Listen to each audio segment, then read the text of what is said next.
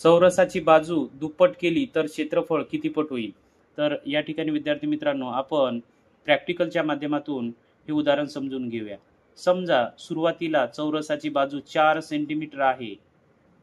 तर 4 सेंटीमीटर असताना त्या चौरसाचे क्षेत्रफळ किती होईल ते पाहूया आपण. चौरसाचे क्षेत्रफळ सूत्र आहे बाजूचा वर्ग म्हणजे 4 चा वर्ग, 4 चूक 16 चौसेमी. आता या चौरसाची बाजू आपण दुप्पट करूया.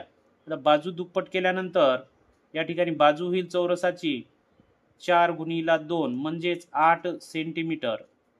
मग चौरसाची बाजू 8 सेंटीमीटर असताना चौरसाचे क्षेत्रफळ किती होईल? तर 8 चा वर्ग, 8 8 64 चौरस सेंटीमीटर.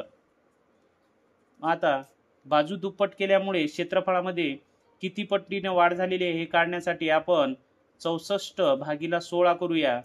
म्हणजे 16 चूक 64. तर या ठिकाणी 4 पट म्हणजेच त्या चौरसाचे क्षेत्रफळ हे चौपटीने वाढेल. म्हणून आपलं उत्तर आहे चौपट.